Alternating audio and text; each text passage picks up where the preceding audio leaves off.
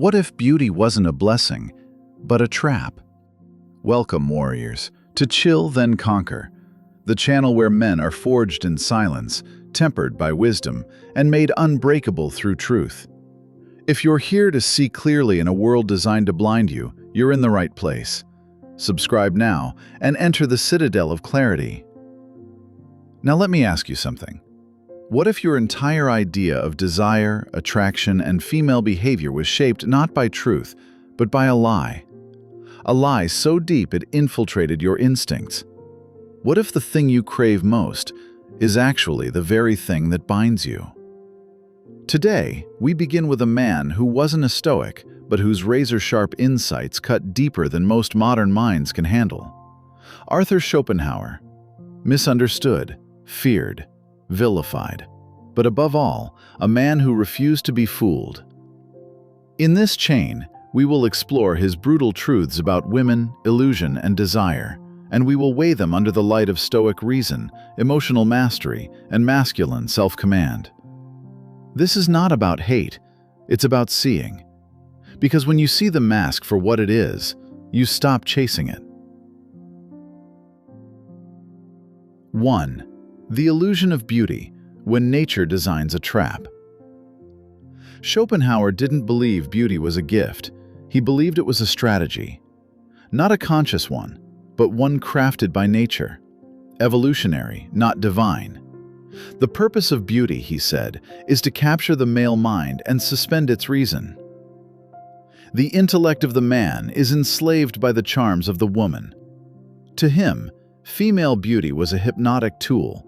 It made men forget judgment, forget logic, forget purpose. In his eyes, it was the mask of desire, not the face of love. But let's look at that through the eyes of the Stoic. Marcus Aurelius wrote, "How many are the men whose bodies were once adored, who now rot, forgotten in the dust?" For the Stoic, beauty is not evil, it's temporary. It's irrelevant to your virtue. The problem is not that beauty exists. The problem is what we do when we worship it. We become prey. To pursue beauty without reason is to chase wind. To make it your purpose is to build your castle on smoke. 2. Emotion versus logic. The framework of survival. Schopenhauer believed women were creatures of emotion more than logic. He didn't present this as condemnation, but as design. In his view, their emotional nature was not a defect, but a survival strategy. Their strengths lay not in abstraction, but in empathy, in reading emotional cues, in adapting. A man might abstract the stars. A woman feels the room. He wrote, "Woman is by nature meant to obey." Crude? Maybe. But listen deeper. He meant women are calibrated toward social balance, relational mastery, and intuitive adaptation. And these are not weak traits, these are evolutionary tools. The Stoic says, fine, let her emotions guide her, but you, the man, must not follow. Epictetus warned, "When you are offended at any man's fault, turn to yourself and study your own failings. Then you will forget your anger." Women may react with emotion, but you, warrior, must act with reason, not to control her, but to control yourself. Because a man who can master his emotional response to emotional manipulation is already unconquerable. 3. The weapon of need. How men are made to chase. Schopenhauer saw need as the hook, the illusion of scarcity. He believed women create need to elevate their perceived value. They cultivate distance, mystery, inaccessibility. Why? Because the mind craves what it cannot fully grasp.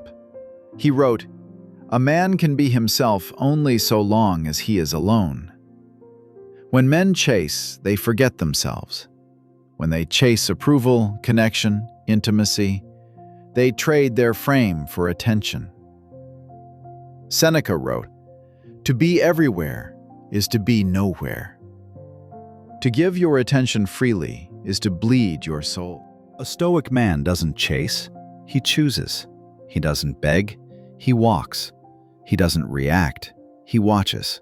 When she withdraws, he doesn't run after, he returns to himself.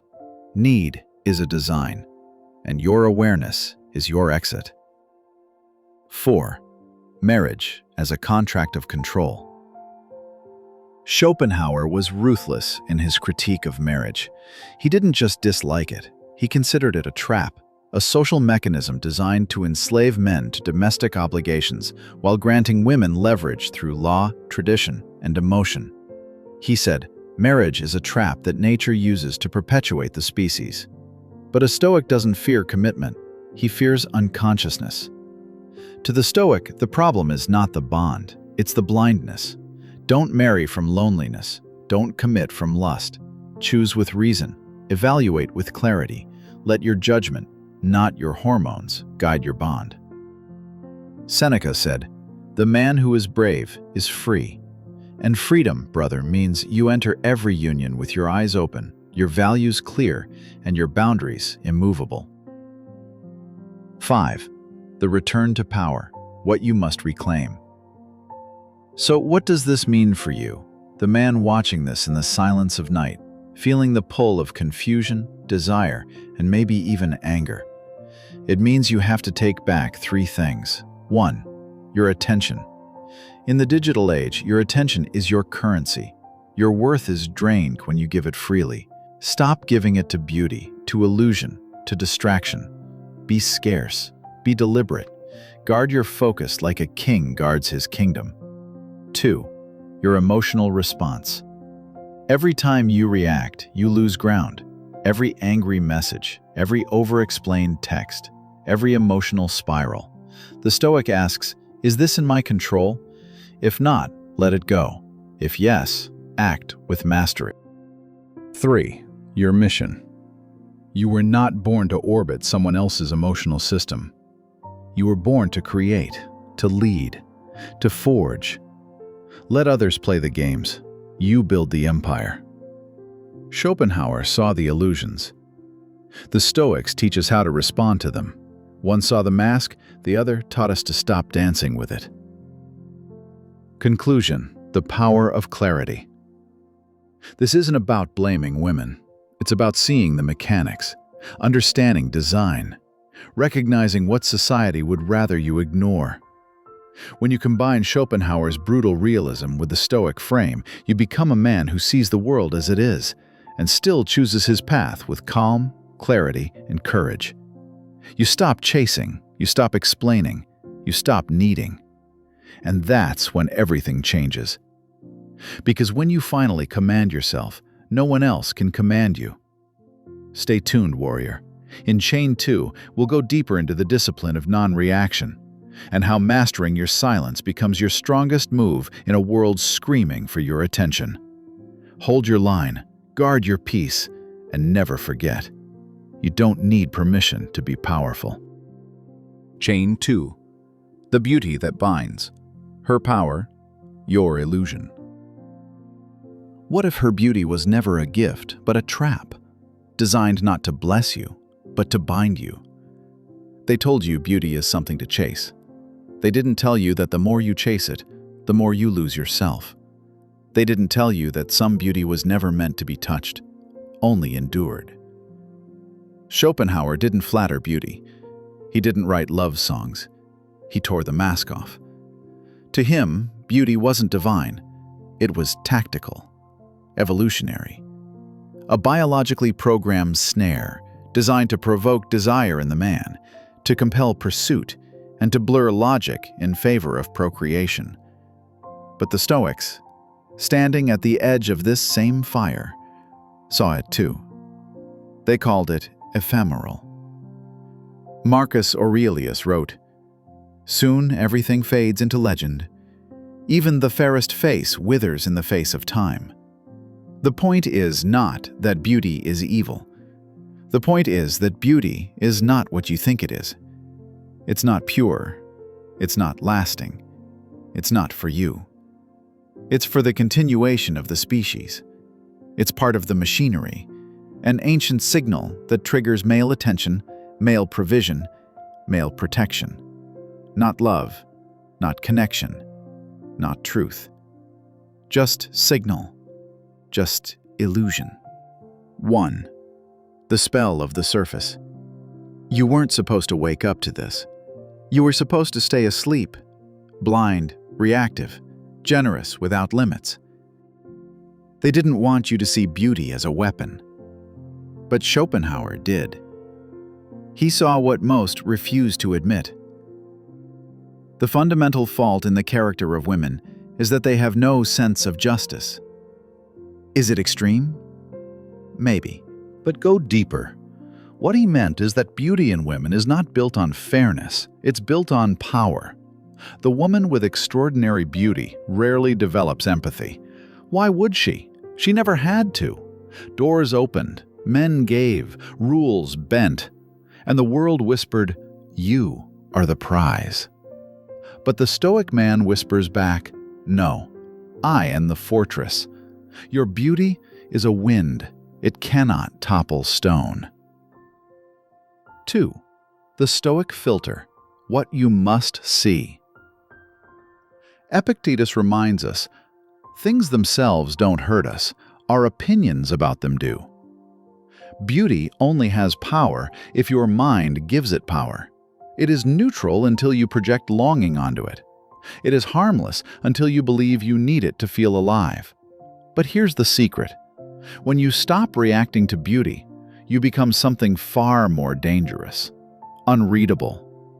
Women don't fear ugly men. They don't fear poor men. They fear unreachable men. Men who aren't moved by the smile, the glance, the sway of hips. They fear men who walk through beauty like a ghost through fire. They fear men who see past the shimmer and straight into the game. The Stoic man doesn't hate beauty. He sees it and keeps walking, not out of spite, out of freedom. 3. Seduction is strategy, not magic. Her beauty isn't passive, it's deployed. Hair arranged, lips glossed, angles rehearsed, voice softened. All of it crafted to generate effect. It's not accidental, it's deliberate, instinctual, sometimes conscious, sometimes unconscious. But you thought her beauty was sincerity. You mistook her aesthetics for affection. You confused the invitation of form with the offering of heart. That's the mistake of the untrained mind. The Stoic mind sees through. Seneca said, "We are more often frightened than hurt, and we suffer more in imagination than in reality." Apply it here. Most of your desire isn't real, it's imagined. It's not her, it's the image your mind built around her. The more beautiful she is, the more you projected. You thought you were in love, you were in illusion. 4.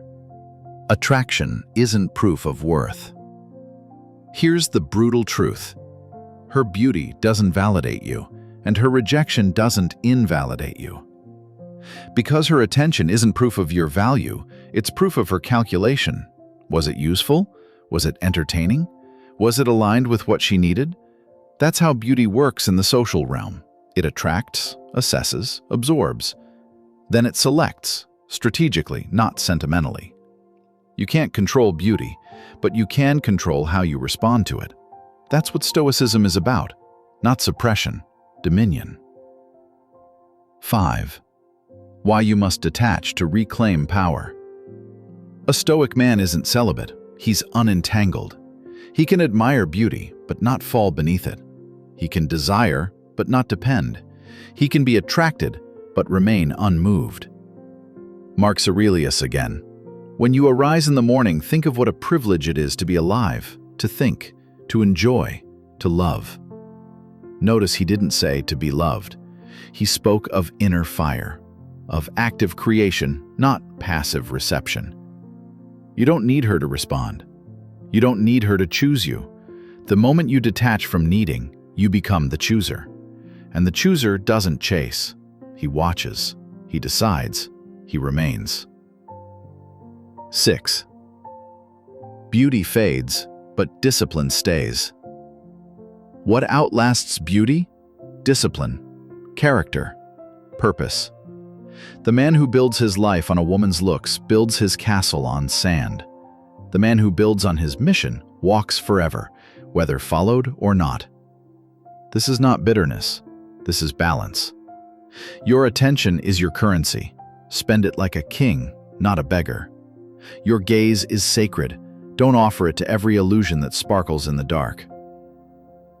A Stoic man walks in this world like a traveler in a strange land. He is present, but not persuaded. He is aware, but not attached. Because he knows the truth. Beauty may stir the world, but stillness conquers it. 7. Practical practice. How to train the mind. Want to escape the spell? Train like a warrior. Practice first thought, second thought. First thought, she's beautiful. Second thought, and that means nothing about me. This breaks the chain of reactive desire. Silence as resistance. When beauty passes, say nothing. Let the wave hit your chest and leave without commentary. That's inner steel. Journaling discipline. Write what beauty triggered in you today. What fantasy did your mind invent? What story did you tell yourself? Truth lives in reflection. Refuse performance. Don't adjust who you are to win attention. Stay rooted in your code. That is how kings are crowned. Closing reflection. What if the very thing you thought was your blessing, her beauty, was your test? What if it wasn't sent to complete you, but to call you upward? Men crumble under beauty because they were never taught to see beyond it. You are not most men. You are not here to worship. You are here to discern. Let her beauty shine, but let your mind stay sovereign.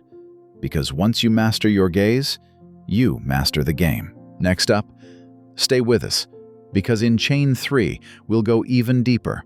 The silent architect, how she builds control without ever raising her voice, and how you break free by reclaiming the authority of your frame. If you're building a Stoic empire with us, subscribe. Leave a comment with, "I see past the surface," or "I walk in fire, but I am not burned." Chain 3. The unruffled flame, where no emotion can manipulate you anymore. What if no woman, no silence, no rejection could ever disturb your internal order again? There is a kind of man whose calm cannot be stolen. A man who no longer responds to silence with fear, to beauty with blindness, or to insult with reaction. He is not empty. He is full, but full of his own law, his own rhythm, his own reason. This is not a man who hates women. This is not a man who swears off the world. This is a man who has remembered who he is beneath the cultural hypnosis, the manipulations of desire, the myths of compatibility, the lies of forever. He has burned through the illusion. This is your final chain, where the internal flame no longer flickers in the wind of external games, where your very essence becomes unruffled. And if you're ready, let's go deeper, into the realm of emotional invincibility. 1. The man who no longer reacts. Freedom is the only worthy goal in life.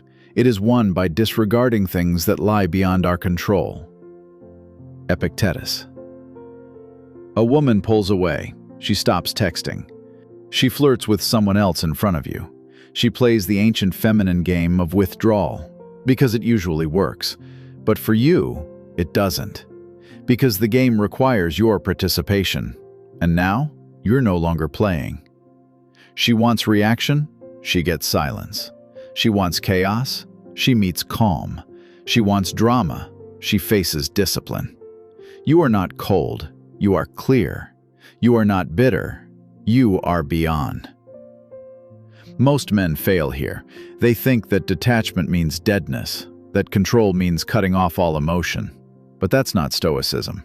That's trauma pretending to be strength. Real Stoicism is not about feeling nothing. It's about responding to what you feel with sovereign command, like a flame in a glass lantern, burning but never blown out. And now that flame is yours. Schopenhauer's razor, cutting through the fantasy. Arthur Schopenhauer once said, "Women are by nature meant to obey. They are intuitive, emotional, and fundamentally tied to the will, not to reason." Many will call him cruel for this, but cruelty is not always untrue. Sometimes it takes the sharpest blade to remove the deepest cancer of delusion. He did not hate women. He simply refused to worship the mask. The woman you chase, the one who ghosted you, the one you put on a pedestal. What if she never truly existed? What if she was a projection of your unmet needs, unresolved childhood wounds, your inner hunger for approval, for warmth, for meaning? Schopenhauer held up a mirror, not to women, but to us. To the men who believed, to the boys who hoped. But belief without reason is a trap. Hope without reality is slavery. Stoicism enters like a surgeon, and with one clean incision, it separates the real from the romanticized. Marcus Aurelius wrote, "Remove the complaint, I have been harmed, and the harm is removed." The fantasy harmed you, the lie about forever, the fairy tale of the one, the promise of unconditional love. Now, remove the complaint, and you remove the harm. You are not unloved. You are being initiated into your clarity, into your adulthood, into the unshakable fire of self-rule. 3. Women cannot manipulate what you do not need. Every manipulation requires a lever. Attention, validation, fear of loss, sexual access, emotional approval, these are the strings. But what happens when you sever them? What happens when a woman gives you the silent treatment and you don't notice? When she tries to seduce you back and your soul remains unmoved? When she insults you and you nod, sip your tea, and continue on your mission? What happens is power, not over her, but over yourself, because you no longer need what she offers, and what you don't need, you cannot be enslaved by. Seneca wrote, "If you wish to be loved, love yourself first. If you wish to be respected, master your emotions." A woman cannot confuse a man who is not seeking. She cannot withhold what you do not chase. She cannot destabilize what you have already stabilized within. And that, brother, that is the end game. 4. Emotional independence is the final form of masculinity. There is strength in lifting. There is power in wealth. There is status in achievement. But emotional independence is divinity. It is what every masculine tradition, from the Stoics to the samurai to the mystics, pointed to be unmoved by praise, unaffected by insult, detached from outcome, to be fire without needing fuel, to love without needing to possess, to walk away without collapsing. Epictetus said, "Attach yourself to what is under your control and detach yourself from what is not.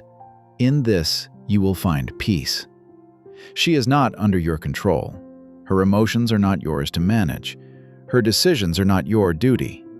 But your focus, your response, your identity, that's yours to command. You are not cold. You are calm. You are not dead.